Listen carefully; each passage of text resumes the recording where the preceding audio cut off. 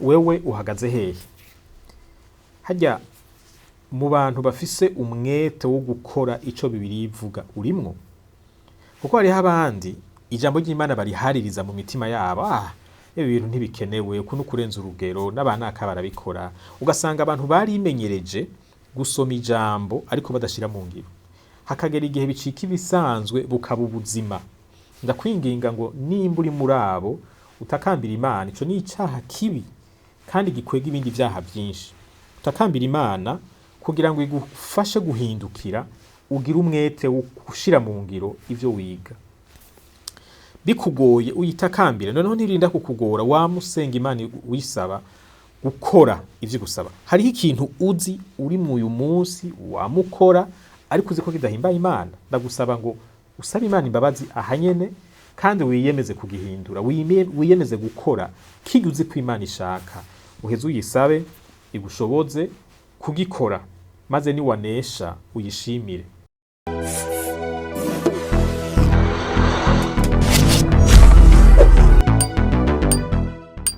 Imana irakoze kuri aka kanya duhaye kugira ngo twongere tuganire amajambo yayo, kandi nawe ugize neza gufata umwanya wawe gukurikirana kino kiganiro. Ndasaba Imana ngo ivugane nawe, igire ikikubwiye, ikiguhaye biciye muri ano majambo. NIYONIZIGIYE mbandanya mvuga ku buzima bw'umwigisha wa Kristo. Mbega Imana idusaba iki? Kandi ndagusaba ngo nimba utumvirije ibiganiro vy'imbere uze navyo ubikurikirane, kuko birahanahana, maze nibikurikira uze navyo vyumvirize. Ashaka kuvuga ku ijambo ryo guhinduka kw'ingeso. Iki ni ikiganiro kigira gatatu nkoze kuri iryo jambo. Mu kiganiro ca mbere nerekanye ingene umukristo w'ukuri, umwigisha wa Kristo, n'umuntu ahinduka mu ngeso. Si umuntu yama hahandi, yama muri vya vyaha nyene, yama ariko arabisigura. N'umuntu atera intambwe ukabona ko mu buzima bwiwe hari ikintu kiriko kirahinduka kandi arabigiramo uruhara. Si umuntu asenga ngo Mana mpindura agaca abandanya hitamwo gukora ibitari vyo, nkuko womenga Imana n'umunyamareba n'umumagicien azomuhindura watabishaka, atashizemo gushaka kwiwe.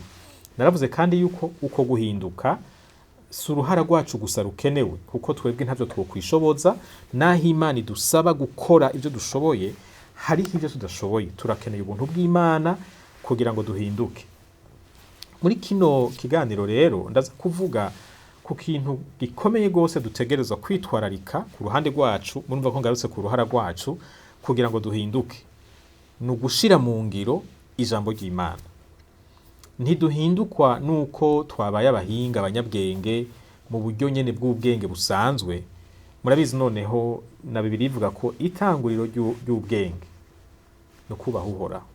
Kubaha Uhoraho no kuvuga no kumenya ivyo ashaka no kubikora, gushira mu ngiro ijambo ry'Imana. Turasoma muri mu cete ca mbere canditswe n'intumwa Petero.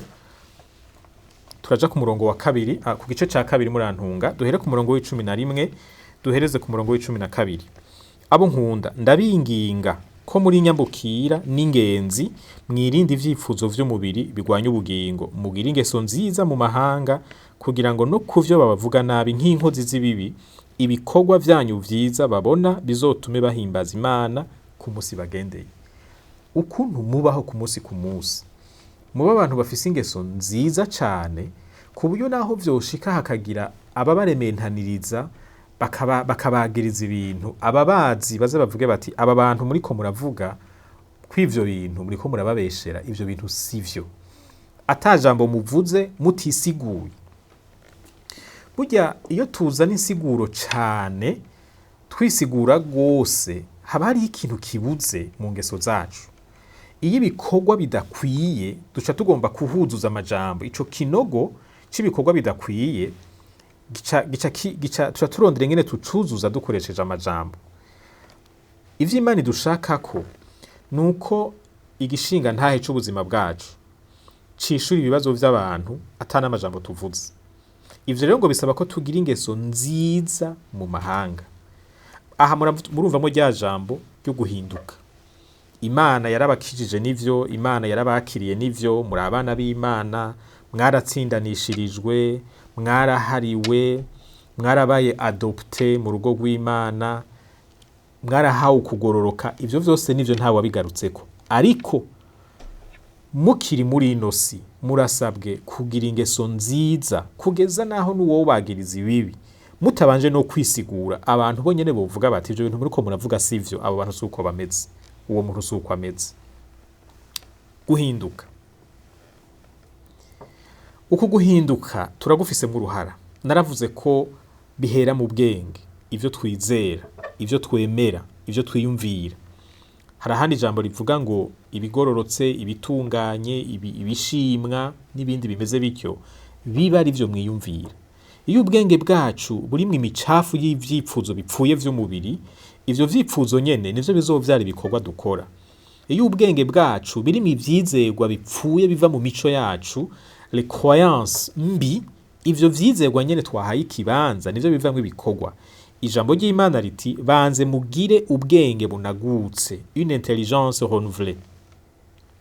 Hanyuma uko ubwenge buhinduka, uko ivyiyumviro bihinduka, niho umuntu abona igikwiriye, agatandukanye igikwiriye mu maso y'Imana n'ikidakwiriye mu maso y'Imana, maze hagaca hazamwo rero guhitamwo ukoresheje ugushaka, la volonté. Kavuga ngo ego nivyo nakuze mu miryango yacu batwigisha kubesha kubw'inyungu umuntu abashaka, ariko nsoma ijambo ry'Imana ntirinyemerera kubesha. Ubu ndatandukanije ibikwiriye n'ibidakwiriye. Reka rero nkore ibi bikwiriye mu maso y'Imana.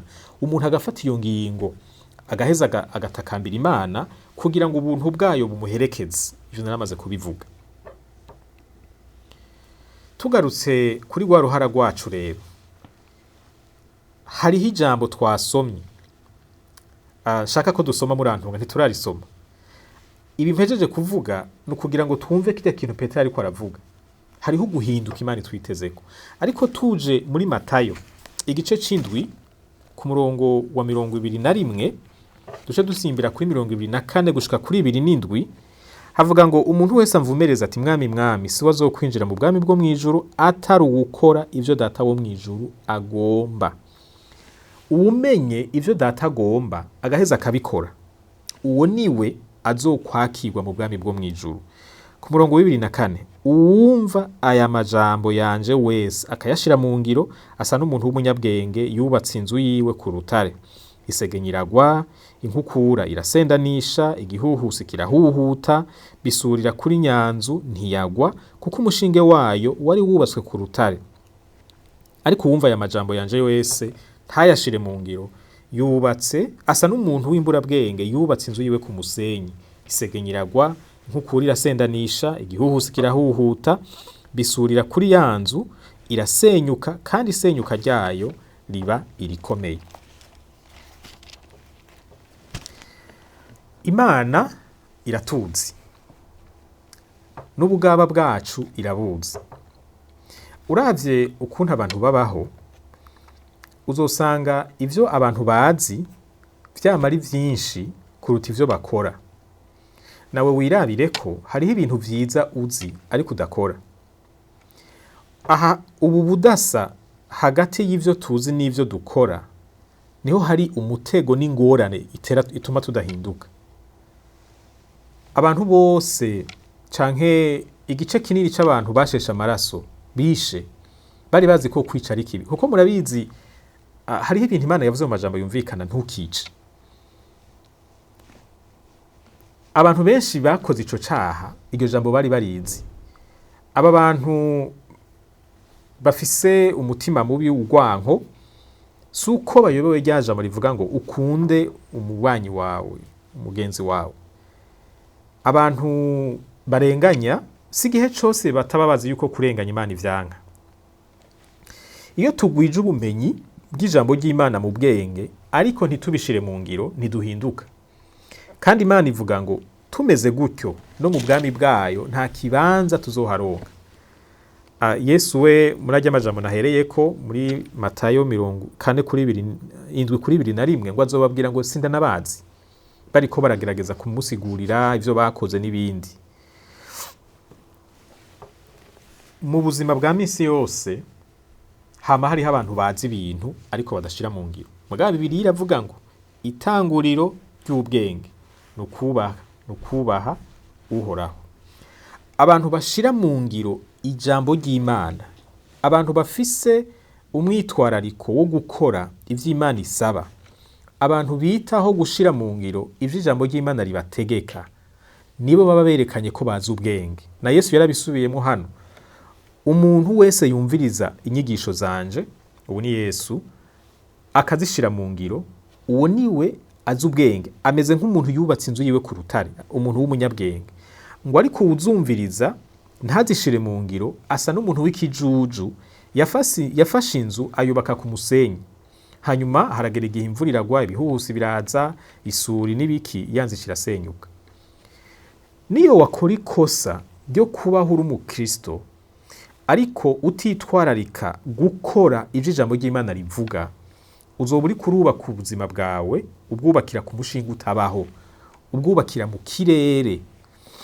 Izi nzu zibiri naho ari umugani, uziyumviriye inzu yubatse ku musenyi n'inzu yubatse ku rutare, murabona ko umushinge uba uri mu kuzimu. Uravye ibiboneka, nta na kimwe cemeza yuko iyi yo ku musenyi yasa nabi. Umuntu arashobora kuboneka nk'umuntu mwiza mw'ishengero, ariko ubuzima bwiwe bwubakiye ku musenyi, ata mutima wo kubaha Imana afise, atitwararika kumenya ico Imana ivuga no kugishira mu ngiro. Ugasanga arafise ingabire zituma abantu babona ko ari umuntu akomeye, ugasanga n'umuntu azi no kwiyerekana neza, azi no kuvuga amajambo meza, ariko ivyo bintu vyose umunsi umwe birasenyuka, abantu bagasigara bifashe ku munwa. Kandi rero Imana ukuntu imeze, ntikunda ko umuntu yinyegeza mu nzu yayo igihe kirekire. Imana iratwihanganira, Imana iraduhanurira mu ijambo ryayo, iraduhanurira muri kami ka muntu, muri conscience, irakoresha mpwemu wayo, iraca kuri bene data bakaduhanura. Iyo ubayeho ubuzima bwo kutumvira Imana, Imana irafise ingene ica hirya no hino kugira ngo irabe ingene wo kwikosora ivyawe bitaraja habona. Ako kazu kawe uri kurubaka, ubwo buzima bwawe uri kuri urubaka, iyo image uri kurubaka kugira ngo irabe ko yoba image y'ukuri, iri authentique. Iyo vyanse umuntu akagagaza, ni hahandi ubona ibintu bisanzaye, noneho ivyo umuntu yaheshije vyose bikaja habona.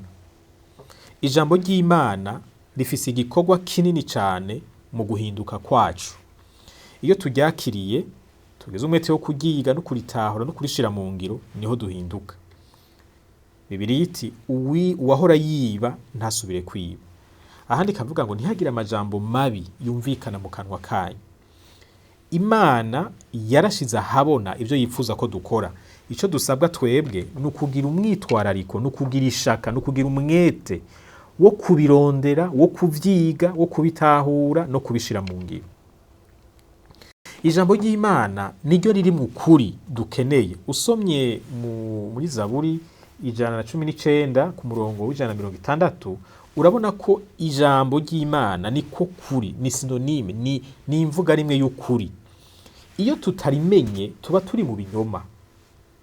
Bijya twita ukuri, tutaramenya ijambo ry'Imana ntidushobora kumenya neza ko ari ukuri. Kuko burya ikinyoma uza kumenyeshwa ko ari ikinyoma n'ukumenya ukuri. Utaramenya ukuri k'ukuri, ibinyoma ufise uzokoma wibaza ngo n'ukuri.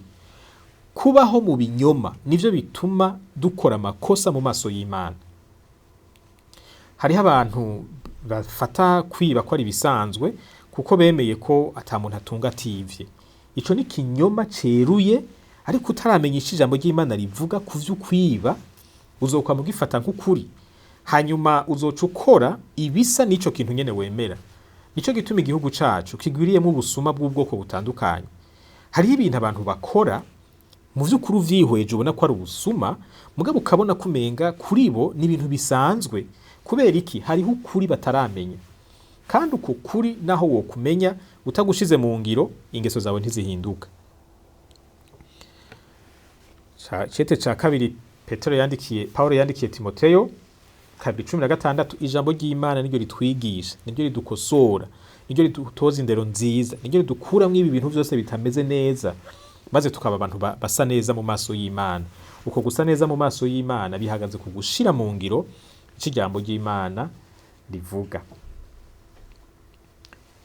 None rero wewe uhagaze hehe?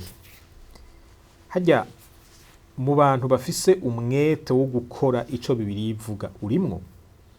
Kuko hariho abandi ijambo ry'Imana barihaririza mu mitima yabo, ibi bintu ntibikenewe, uku nukurenza urugero, n'abanaka barabikora. Ugasanga abantu barimenyereje gusoma ijambo ariko badashira mu ngiro, hakagera igihe bicika ibisanzwe bukaba ubuzima. Ndakwinginga ngo nimba uri muri abo utakambira Imana, ico ni icaha kibi kandi gikwega ibindi vyaha vyinshi. Utakambira Imana kugira ngo igufashe guhindukira, ugira umwete wo gushira mu ngiro ivyo wiga. Bikugoye uyitakambire, noneho ntirinda kukugora, wamusenga Imana wisaba gukora ivyo gusaba. Hariho ikintu uzi uri mu uyu munsi wamukora ariko uzi ko kidahimba Imana, ndagusaba ngo usabe Imana imbabazi ahanyene kandi wiyemeze kugihindura, wiyemeze gukora kirya uzi ko Imana ishaka, uheze uyisabe igushoboze kugikora, maze niwanesha uyishimire.